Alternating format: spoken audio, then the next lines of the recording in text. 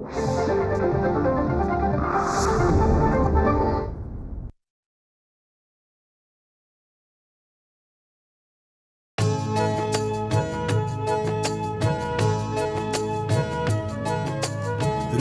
स्पंदन ठेवून नाती नूतन नित्य गुंफते ती.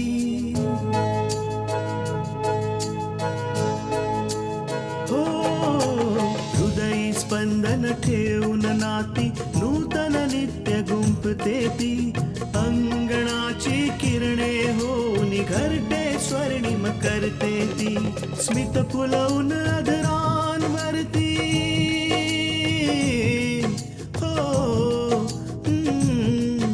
स्मित फुलवून अधरांवरती वेदनेत सुख देते ती. लेक वहिनी आई होऊन जीवन आभा होते ती. सुकन्या सुकन्या सुकन्या आमच्या कन्या. तू इथे यायची हिम्मत कशी केलीस? हिम्मत तर माझ्यात आधीपासूनच आहे, नाहीतर इतकं रिस्की काम मी केलंच नसतं. जर आज तुम्ही त्याचं ऐकलं असतं तर तो तुम्हाला नेहमीच असा त्रास देत राहिला असता. मला नाही वाटत होतं की या सगळ्या गोष्टी अपूर्वला कळाव्यात. पण आई, तुम्ही ही गोष्ट मला का नाही सांगितली? यासाठी नाही सांगितलं सुनबाई, कारण मी तुला मनापासून कधी माफच केलं नव्हतं. केसचा काहीही निर्णय असो, तू तृष्णावर कधी ओरडणार नाहीस. असं नाही होणार. मी तर याकरता चाललोय की मी त्यांच्याकडे काम करतो. खरं तर मल्लिकाजींनी जे काम केले ते खूपच चुकीचे केले.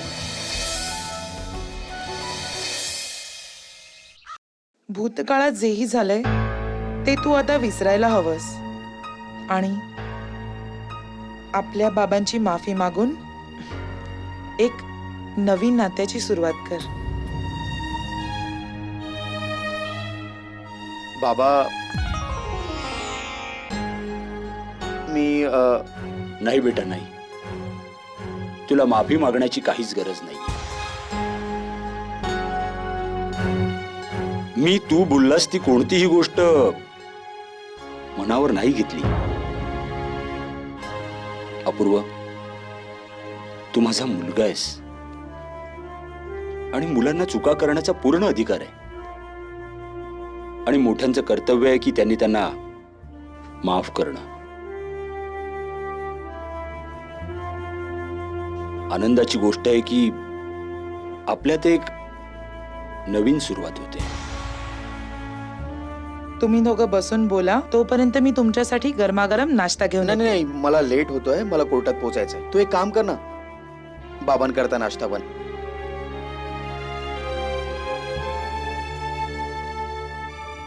येतो बाबा.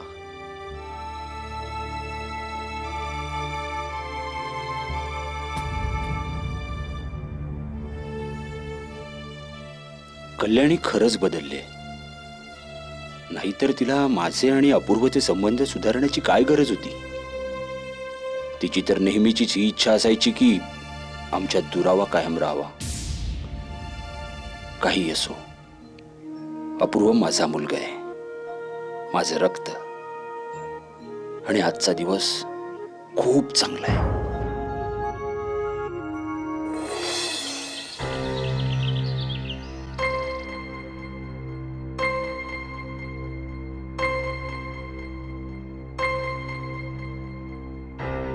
सुनबाई,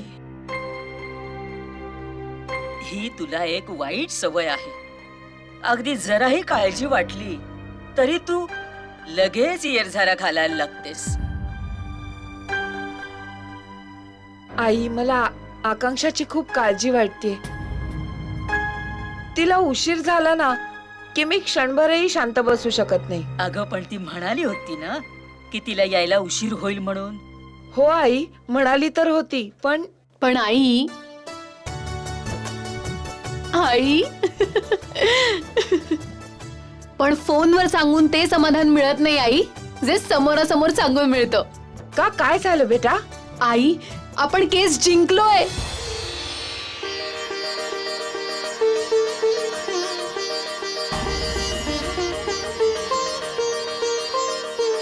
तू खरं सांगतेस आकांक्षा?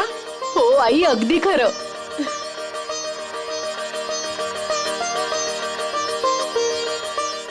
हे परमेश्वरा, तुझे लाख लाख आभार की तू आमच्या पाठीशी होतास. काय झालं मला सांग ना सगळं. आई, मल्लिकाने ते तिच्या बाजूने खूप जोर लावला, पण आपले सगळे साक्षीदार शेवटपर्यंत आपल्या बाजूने राहिले.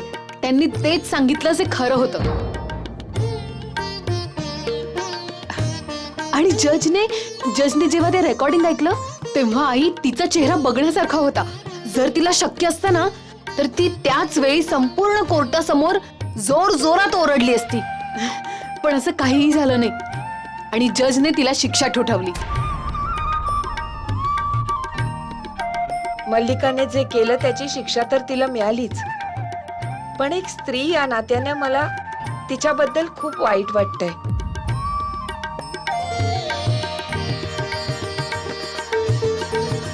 उगाचच आपल्या अहमला इतकं महत्व द्यायचं की त्याने तुमच्याच हाताने तुम्हाला बर्बाद करावं. आई, वाईट कर्म करणाऱ्याला त्याची शिक्षा याच जन्मात भोगावी लागते.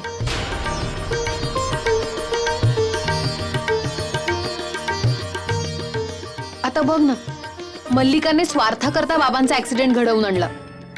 आता तिला याचं फळ तर भोगावंच लागणार आहे. हो बेटा, जसं करावं तसं भरावं. केस जिंकल्यावर ना आजी, मला असं वाटतंय की जसं एखादी एक्झामच पास झाले. मी तर देवळात 501 रुपयाचा प्रसाद चढवेन. हो सुनबाई, का नाही. मी तर आता बाबांना बरं करण्याच्या मागे लागणार आहे. बघतेच की बाबा कसे बरे होत नाहीत. हो आकांक्षा, डॉक्टर साहेबांनी सिस्टरला पाठवलं होतं एक्सरसाइज सांगण्याकरता. मी अगदी व्यवस्थित समजून घेतलंय कशी करून घ्यायची ती.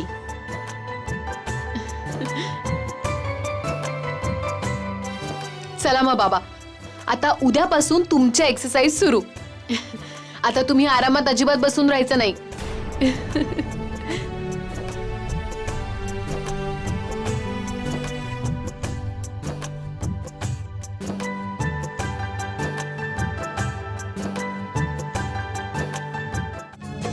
सुकन्या आमच्या कन्या.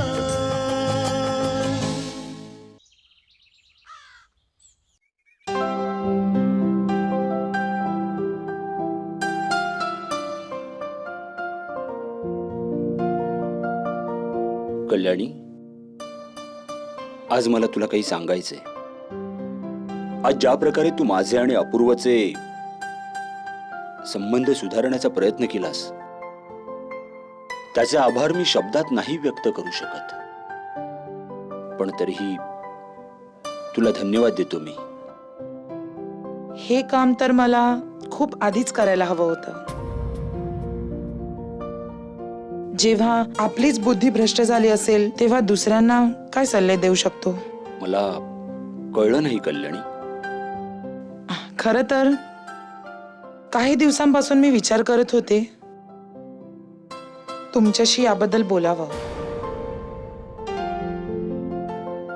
पण हिम्मतच होत नव्हती. अशी कुठली गोष्ट आहे कल्याणी? या काळात मी खूप विचार केला. मग शेवटी मला ही जाणीव झाली की मी रागात येऊन खूप अत्याचार केलेला आहे. मी तुमच्या तत्वांनाही समजून घेण्याचा प्रयत्न नाही केला आणि तुम्हालाही नाही. हे तू काय बोलतेस? मला माहितीये की तुम्हाला माझ्या सगळ्या गोष्टी खोट्या वाटत असतील, कारण आजपर्यंत मी तुमच्याशी खोटंच बोलत आले. पण यावेळी मी खरंच बोलतेय. मान्य आहे, मी तृष्णाला घ्यायला गेलेले ती माझी लाचारी होती.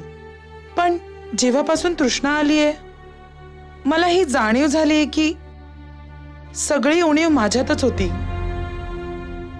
आणि मग जेव्हा मी तृष्णाबद्दलचा माझा दृष्टिकोन बदलला तेव्हा माझ्या सगळ्या चुका मला समोर दिसायला लागल्या. जाऊ दे कल्याणी, आता तुला सगळी जाणीव झालीच आहे तर त्याबद्दल बोलून काय करायचं. मला वाटतंय तू जे काही बोलतेस ते खरंच बोलतेस. म्हणजे तुम्ही मला माफ केलंय? सांगायलाच हवं का? अगं, भरकटलेला वाटसरू जर परत आला ना, तर त्याला भरकटलेला नाही म्हणत. खरं सांगते, आज मी खूप खुश आहे. आज मी तुमची माफीही मागितली आहे आणि अपूर्व आणि तृष्णामधील मतभेदही कमी झालेत. आता तर फक्त पूजेसाठी एक चांगलंच स्थळ मिळायला हवं. अजून काहीच नकोय मला देवाकडून. आपण आता पूजा करता स्थळ बघायची सुरुवात करायला पाहिजे.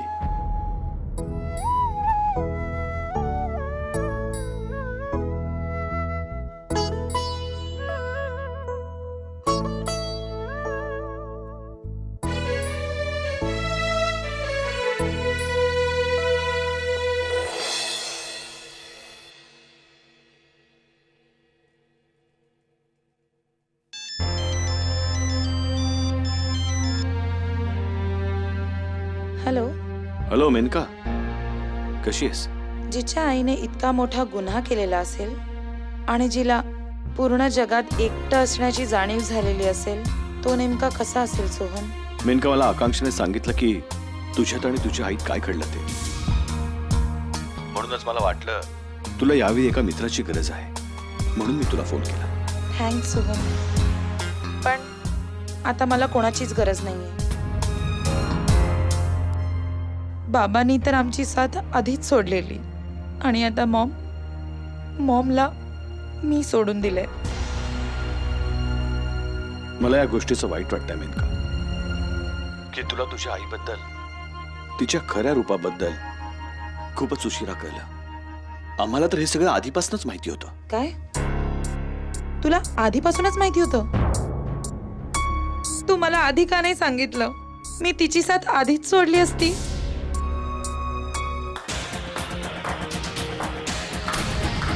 वा,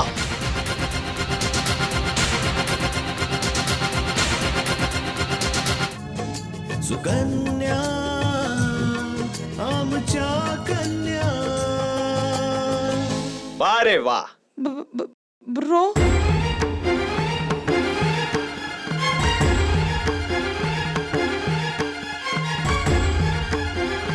अच्छा, मॉमच्या शत्रूंशी बोलतेस, तेही मॉमच्या विरोधात. ब्रो, तुझी हिम्मत कशी झाली मॉमच्या विरोधात जायची? ती किती हर्ट झाली माहितीये, किती दुखावलीये. ओ, तर तुला मॉमचं दुखावलं जाणं दिसतंय. तिचा दोष नाही. मी जे केलंय त्यामुळे मॉमला किती त्रास होईल त्या गोष्टीची काळजी आहे.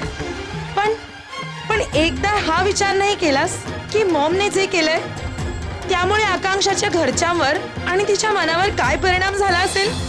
मेनका, मॉमने जे केलं योग्यच केलं, कारण तिने ते केलं नसताना तर आज मी जेलमध्ये असतो. नाही, मॉमने जे केलंय ते चुकीचं केलंय.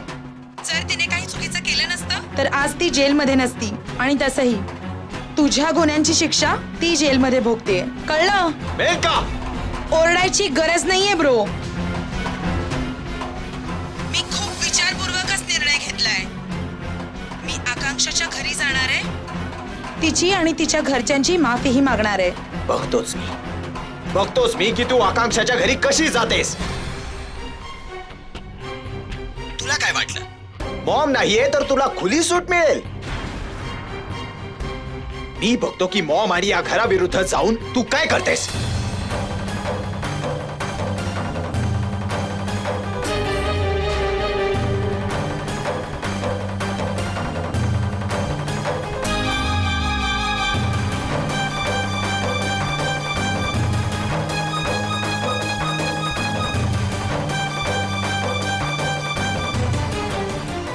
हॅलो. मेनका, तू बरी तर आहेस ना? हो, मी बरी आहे. सोहन, मला तर वाटतंय मी जे करते ते बरोबर करते, पण दुसरीकडे मी हाही विचार करते की मी माझ्या कुटुंबाच्या विरोधात जाऊन त्यांना त्रास देते. नाही मेनका, तू तसा विचार अजिबात करू नकोस. अगं, अशी माणसं आताच्या दुनियेत खूपच कमी असतात जे सत्याकरता घरच्यांच्याच विरोधात उभी राहतात. तुझं तर जितकं कौतुक करावं तितकंच कमी आहे. अजून एक गोष्ट, तुला अभिषेकला घाबरण्याची काहीच गरज नाहीये. मी नेहमीच तुझ्या बरोबर आहे.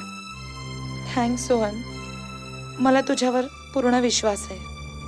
ओके मेनका, मी आता फोन ठेवतो. Good night. Good night.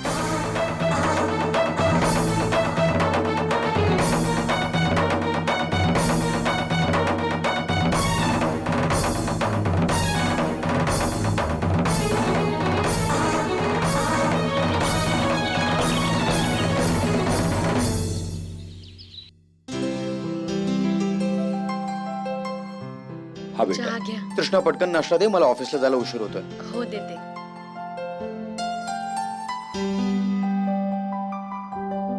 हे तर बरं झालं अपूर्व. मल्लिकाला तिच्या कर्माची फळं मिळाली, पण तिच्यानंतर ऑफिस कोण सांभाळणार आहे? मला काही माहित नाही, आज गेल्यावरच कळेल. अपूर्व बेटा, मला या गोष्टीचा आनंद आहे की मल्लिकाच्या केसचा प्रभाव तू घरावर, विशेषतः तृष्णावर नाही पडू दिलास. आणि पडू पण नाही देणार बाबा. मी माझं प्रोफेशनल लाईफ आणि पर्सनल लाईफ वेगळं ठेवलंय.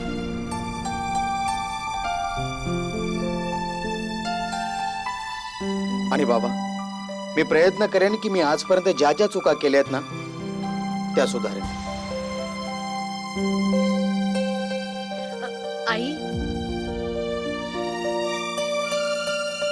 मी विचार करत होते की आज घरी जाऊन यावं. हो, त्यात विचारण्यासारखं काय आहे बेटा? आणि तसंही जेव्हापासून तू आलीयस ना, घरी नाही गेलीयस परत, तुझ्या घरच्यांना पण खूप बरं वाटेल. आणि तृष्णा बेटा, आमच्यातर्फेही ताईसाहेब आणि भाऊसाहेबांचं अभिनंदन कर. आणि त्यांना सांग की वेळ काढून आम्ही लवकरच भेटायला येऊ. अपूर्व बेटा, परत येताना तू तृष्णाला घेऊन ये. ठीक आहे.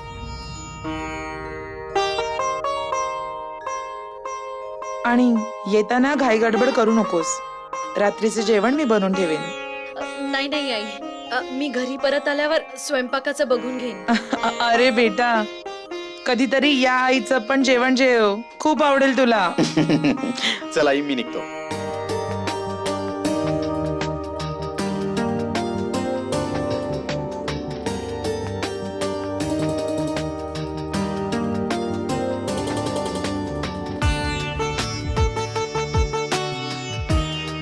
येतो बाबा.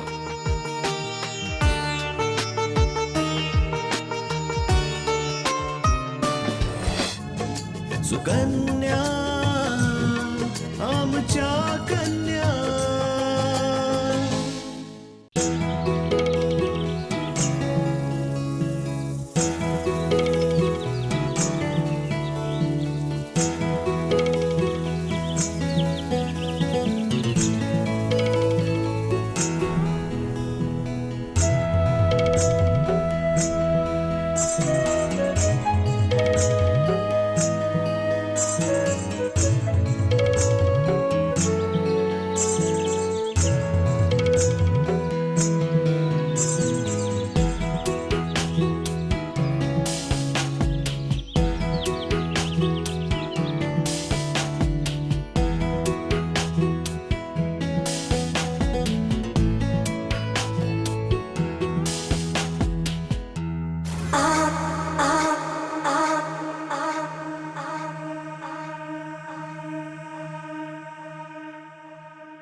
कशी आहेस मेनका? मी बरी आहे. ते तर मला दिसतंय. कालच्या प्रसंगामुळे तू खूप टेन्शन मध्ये आहेस ना? नाही सोहन, कालच्या गोष्टीमुळे टेन्शन मध्ये नाहीये, पण दादाच्या वागण्यामुळे टेन्शन मध्ये आहे. जर आज मला योग्य आणि अयोग्य मधला फरक कळलाय सोहन, तर मी कसं मानू की मॉमने जे केलं ते योग्य होतं? आणि ही गोष्ट ब्रो मानायलाच तयार नाहीये. काही हरकत नाही मेनका. कदाचित अभिला अजून वेळ लागेल हे समजायला की त्याची मॉम चुकीचं वागली आहे आणि हा मार्गही चुकीचा आहे. हो, पण सोहन, तरीही माझा जीव त्या घरात गुदमरतो. असं वाटतं की एक क्षणही त्या घरात राहू नये. अगं पण त्या घरात राहण्याशिवाय तुझ्याकडे दुसरा पर्याय पण नाहीये. कुठे राहशील तू? हो, खरं सांगतोयस तू सोहन. आणि कोणतं ठिकाणही नाहीये आणि कोणी मित्रही. अगदीच अगदीच एकटी झालीये मी. असं नको बोलूस मेनका. स्वतःला एकटी नको समजूस. मी आहे तुझ्या सोबतीला. मी मान्य करतो की मी तुला फारशी मदत नाही करू शकत, पण तुझ्या या दुःखात तुझा सहभागी नक्कीच होऊ शकतो. तू सोहन? पण आकांक्षा? जेव्हा आकांक्षाला हे कळेल की तू माझ्या सोबत आहेस, तेव्हा तिला खूप वाईट वाटेल सोहन. नाही नाही मेनका, आकांक्षाचं मन खूपच मोठं आहे ग. ती इतरांच्या चुकांना लवकर माफ करते आणि तू तर चूक केलीच नाहीयेस. जे काही केलंय ते तुझ्या मॉमने केलंय, मग त्याची शिक्षा तुला का मिळेल? खरंच सोहन, आकांक्षा मला माफ करेल? हो मेनका, फक्त आकांक्षाच नाही, अगं तिच्या घरातले पण तुला माफ करतील.